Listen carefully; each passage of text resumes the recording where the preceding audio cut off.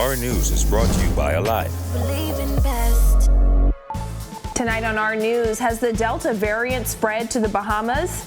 The nation mourns former Governor General A.D. Hanna and Shanae Miller-Weibo's stunning performance.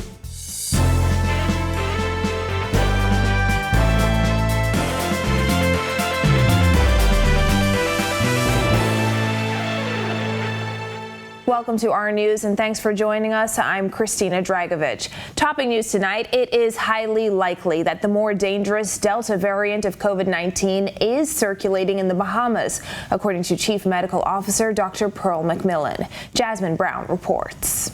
The chief medical officer was candid in her comments as she insisted the rapid spread of COVID-19 now likely means the Delta variant is here. Sequencing process, because we have to send it out of the country, is delayed.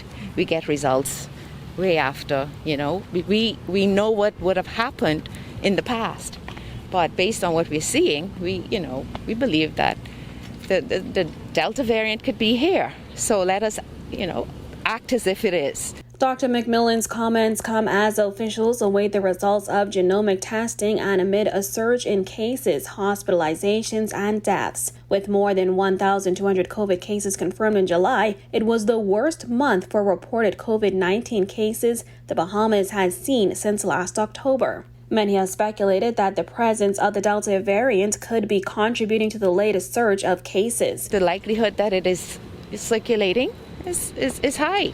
So let us not act as if it isn't. I'm a preventionist. Ounce of prevention is worth a pound of cure. Last month, the Pan American Health Organization advised that the Alpha variant was found in the majority of samples tested from the Bahamas. However, at the time, officials said there was no evidence of the Delta variant, which is significantly more transmissible and possibly causes more severe illness than other COVID strains. Minister of Health Brentwood Wells has since said those samples that were tested were collected between March and April before the Delta variant spread rapidly across the globe. Dr. McMillan said this is not the time for Bahamians to let their guards down. This is evolving, and certainly err on the side of caution. Wear your mask. Sanitize, social distance, no large gatherings. Reporting for Our News, I'm Jasmine Brown. PLP candidate and noted attorney Wayne Monroe is hospitalized with COVID-19, according to a statement released by the PLP. Monroe said, "I have tested positive for COVID-19. I would like to express my gratitude to the nurses and doctors at Doctors Hospital, whose care I am currently in." He added, "I also wish to extend my sincere appreciation for the warm support I have received from family, friends, colleagues, and fellow Bahamians from across the community and country." Monroe has been a vocal critic of the COVID-19 vaccine, telling the Nassau Guardian in an unrelated interview that he doesn't intend on taking an experimental vaccine now or in the near future. Meanwhile, a 50-year-old woman and her 20-year-old son died on the same day after being diagnosed with COVID-19, according to their relatives. Jared Higgs tells us another family member was also hospitalized. The York family's COVID nightmare started in mid-July when a series of COVID tests confirmed that 5 members of the family had the virus. Anthonique York says her 50-year-old mother, Carolyn York, died at her home on July 19th. She would give you the shirt off of her back if it's her last. She would feed you out of her pot.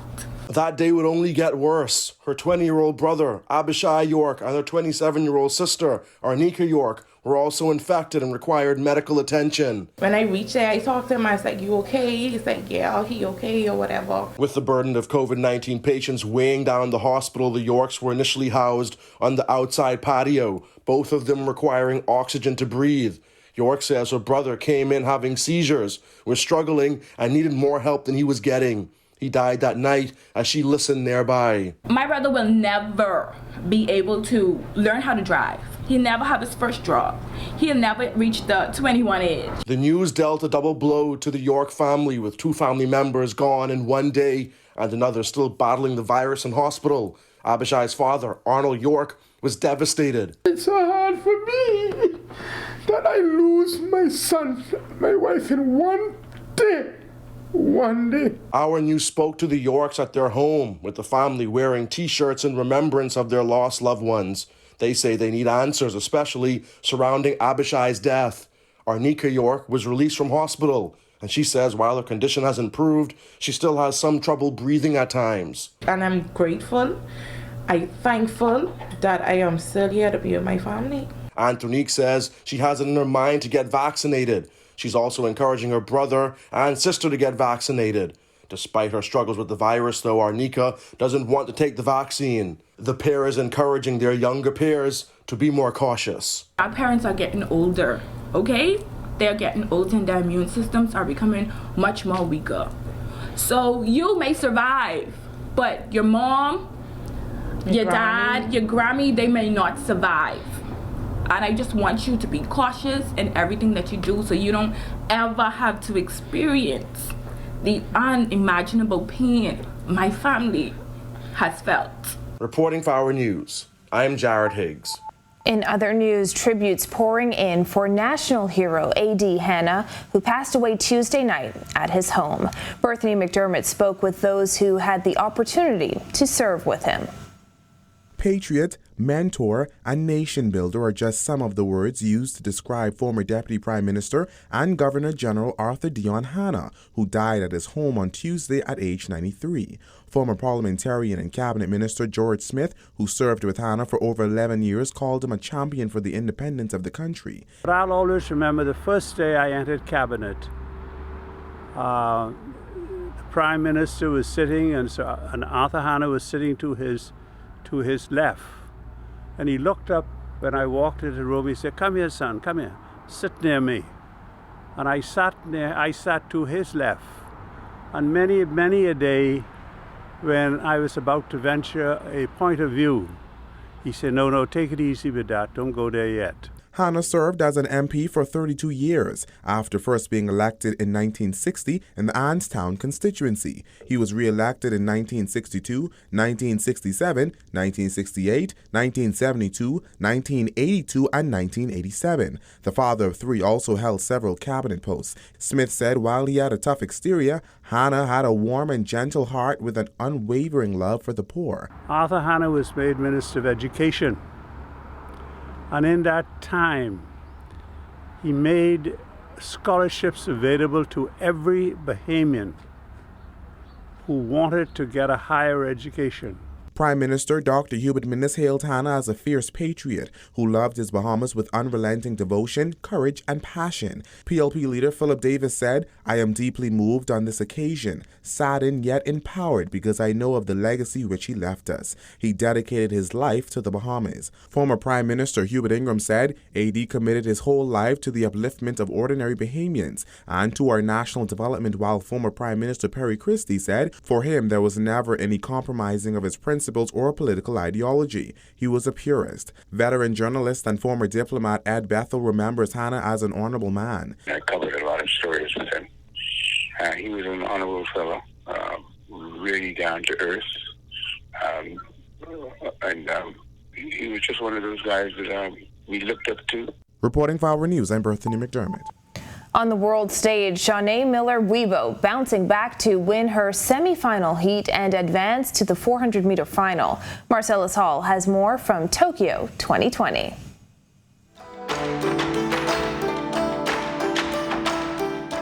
Welcome to our sports, everybody. I'm Marcellus Hall. Of course, our sports report here in Tokyo, brought to you by our friends over at J.S. Johnson. Well, normally, Shaunae Miller-Weibo making a final, not a source of concern. In fact, you almost take it for granted. This time, however, that would change following last night's performance in the 200 meters, where there were some injury concerns going into tonight. Shaunae trying to allay those concerns as she once again took to the track, looking to make a final in this year's Olympics. The entire Bahamas on pins and needles as Shaunae Miller-Weibo returned to the track for the first time since finishing 8th in the women's 200 the night before. With injury a possible concern, all eyes watching to see how she would respond in the semifinals of the women's 4. Shaunae, running in Heat 2, would get out quickly and was able to maintain form throughout the race, finishing first in 49.60 seconds. After the race, Miller-Weibo admitting to being in some discomfort. As you all know, I've been going through a lot of injuries, especially these past 3 days. And so, yeah, the main thing was just to come out here today and get a feel of the legs and just coast through to the finals. And that's exactly what we did. And we saved up enough and we'll be ready for the finals when it comes. Shawnee saying having an extra day to recover will work in her favor ahead of the final on Friday. You know, I normally don't like the day break, but I think this one is needed this time, and we're going to go back and we're going to get a lot of therapy done. My doctor was able to help a lot with a lot of the pain, and so we're going to go back and hopefully get a lot more of the pain out the way and be ready for the finals. Now, Miller Weibo with a message of thank you to the fans back home.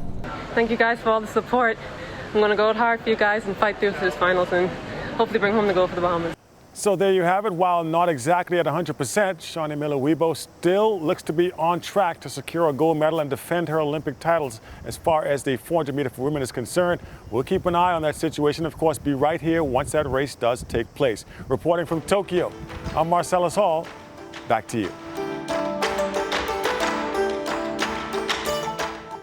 Some passing thunderstorms in the area. Greg Thompson has the latest in the Weather Center. Thanks, Christine, and welcome everybody for your Wednesday's first look at weather. Warm conditions outside our studios. Temperatures are in the mid-80s, 84 outside our studios right now under partly cloudy skies. We'll call it humid. Your winds out of the southeast at 7 knots and your feels like temperature in the mid to upper 80s. On our satellite view around the region, of course, the islands seeing some showers across the northwest Bahamas. That activity has pushed towards the west across Florida, but that upper level low is sparking some showers across the southeast Bahamas. We will continue to see some more of that activity tonight. That's your first look at weather. Your extended forecast is still to come. Still to come on Our News, examining COVID's impact on tourism recovery, and Philip Davis defends his performance as an MP. Stay with us. The great True True Bahamian Treasure Hunt is here, where you can win great vacation prize packages to hotels throughout the Bahamas. Watch Our TV on weeknights between 6 and 11 p.m. for your 10 True True Bahamian clues. Take note of your answers and clues. You never know, you might see the same clue twice. Follow Our TV Originals on Facebook to submit your correct answers before 11 a.m. every Saturday. Watch Our News Saturdays at 7:30 p.m. to see if you are the weekly winner. If you didn't win, watch for clues next week because the contest runs all summer long. Go to Our TV Originals Facebook page for more information and contest details.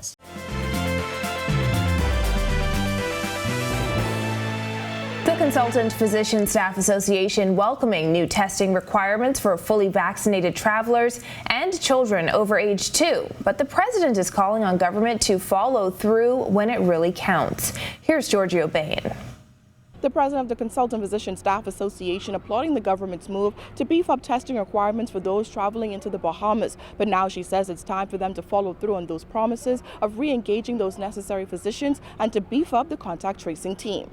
As of Friday, fully vaccinated travelers and children over age 2 will be required to present a negative test to enter or travel within the Bahamas. According to Pinder Butler, cases will continue to climb in the coming weeks, but she is hopeful that tighter travel requirements will give health officials a better understanding of the source of the surge in cases. We expect, unfortunately, that with time, whether or not there was further testing or not, that the healthcare system would see more cases, just because we know that with what's been happening, when we see the numbers tend to increase, we know that it means that more persons perhaps may be impacted. 2 of the 78 people who tested positive for COVID-19 on Tuesday had a history of travel.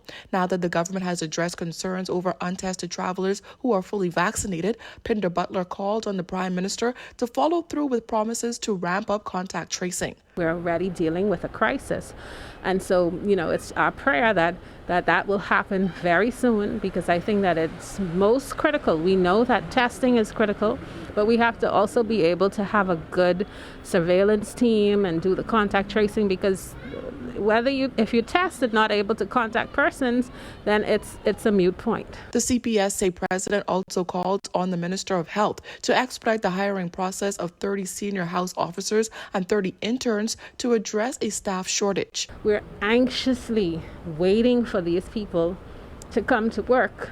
Right? We still have not gotten those hands on deck as yet. We expected that they would be hired. We hope that it wouldn't be the same process that we use for the regular hires, because this is a crisis. So when you have a crisis, you expect things to be moved a little more swiftly. And I think, unfortunately, we still haven't seen that happen. So that's a bit disappointing. Reporting for Our News, I'm Giorgio Bain. Well, the Bahamian economy began a slow recovery from the COVID-19 pandemic in the first half of 2021, according to Central Bank Governor John Roll. But the perceived and actual risk of the virus will have an impact on tourism recovery in the near term. The travel industry globally has been one of the most fragile in the context of the pandemic. And therefore, to the extent that the risks related to the pandemic are still present, keeping those reasonably contained is very important if we are to preserve the pace of recovery in travel. Roll says the tourism recovery has been faster on the Family Islands than New Providence and Grand Bahama, but the overall improvement of the industry in the first 6 months of 2021 has strengthened the flow of foreign currency through the local banking system. That recovery is expected to continue with much stronger growth in 2022, according to Roll, but the country is not expected to see pre-pandemic levels fully achieved until 2023. That is in part due to the perceived and actual risk of COVID-19 based on where visitors are coming from and local and global vaccination rates. I think once we've gotten to that critical point in vaccination, it will help in terms of perceived and actual risk from COVID-19 that are out there. Locally, Roll says the Bahamas still has some COVID-19 related risks that have to be managed. The rest of that is related to how we manage the level of spread and contagion of COVID-19 inside the countries. In other news, while defending his time as MP, Progressive Liberal Party leader Philip Davis is accusing the government of neglecting his constituency. Davis says a number of upgrades he left in the pipeline were abandoned under the Minnis administration. Bethany McDermott reports. Cat Island, Rum Key, and San Salvador Member of Parliament Philip Davis is defending his time as MP and blaming the Minnis administration for the lack of infrastructural development in the constituency. Sadly, this government abandoned those islands. The infrastructure is in quite a deteriorating state and continues to deteriorate.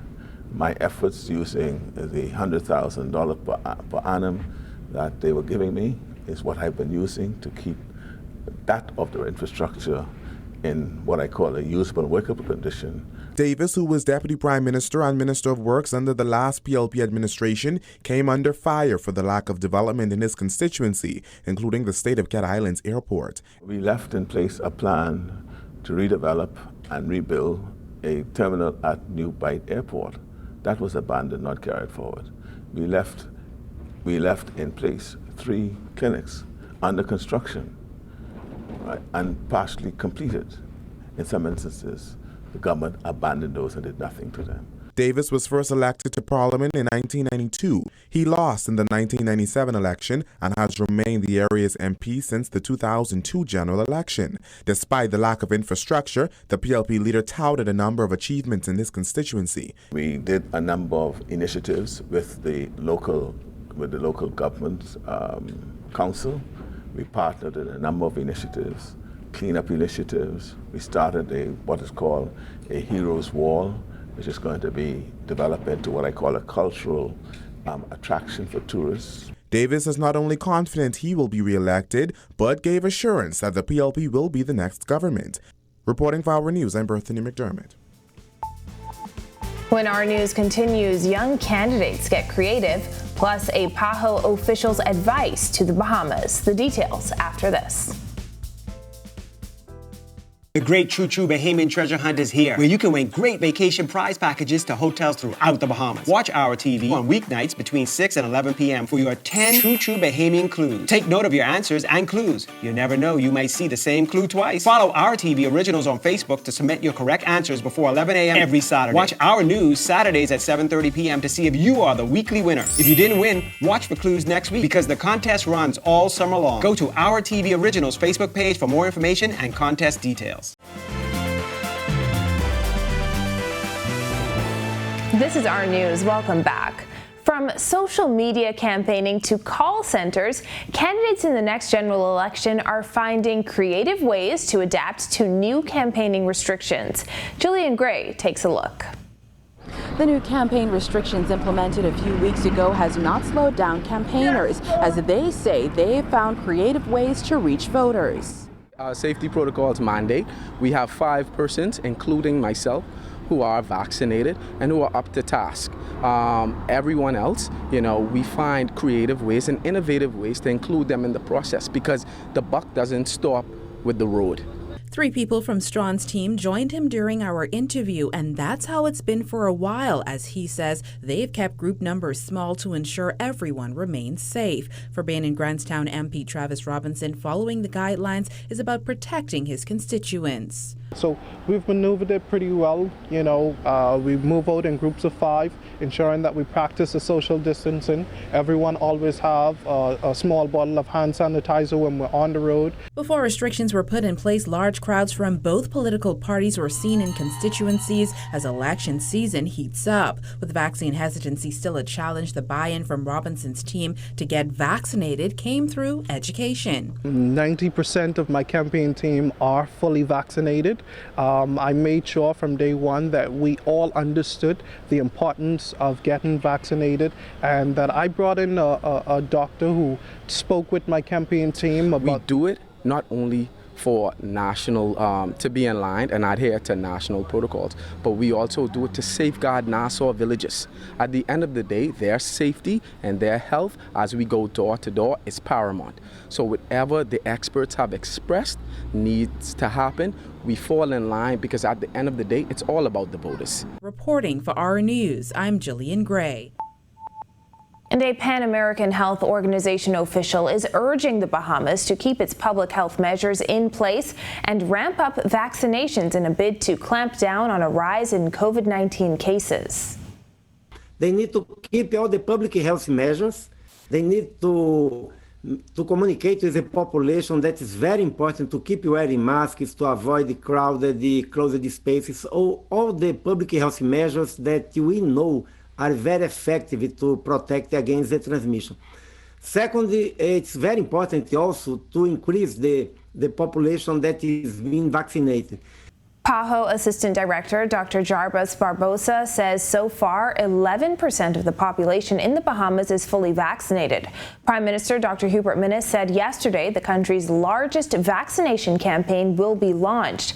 Dr. Barbosa insists PAHO is committed to getting the Bahamas more vaccines as soon as possible. We are working together with the Ministry of Health of the Bahamas to increase the access of the population to vaccines. Up next, what's happening with those 2 weather disturbances? Greg has the latest after this. The great True True Bahamian treasure hunt is here, where you can win great vacation prize packages to hotels throughout the Bahamas. Watch Our TV on weeknights between 6 and 11 p.m. for your 10 True True Bahamian clues. Take note of your answers and clues. You never know, you might see the same clue twice. Follow Our TV Originals on Facebook to submit your correct answers before 11 a.m. every Saturday. Watch Our News Saturdays at 7:30 p.m. to see if you are the weekly winner. If you didn't win, watch for clues next week, because the contest runs all summer long. Go to Our TV Originals Facebook page for more information and contest details.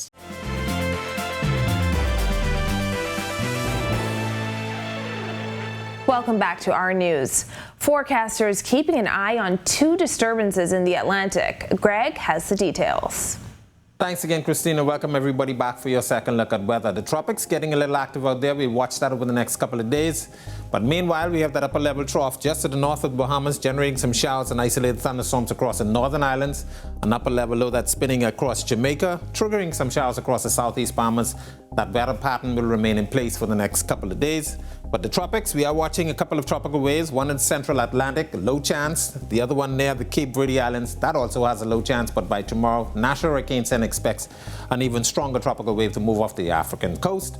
We will continue to watch these systems as we are approaching the peak of the hurricane season. Beaching and boating forecast for the northwest and central Bahamas tonight through tomorrow. Southeast winds 10 to 15 knots, seas running 2 to 4 feet over the ocean. While in the southeast Bahamas, a caution flag remains in place. East to southeast winds at 15 to 20 knots, seas running 4 to 6 feet over the ocean. Here's a look now at your national forecast.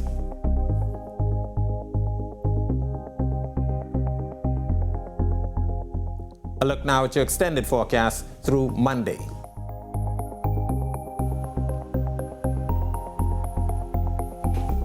That's a look at our weather.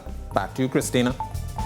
Thanks, Greg, and thank you for joining us for Our News Tonight. On behalf of the entire team, I'm Christina Dragovich. We'll see you right back here tomorrow night. Have a beautiful evening, Bahamas.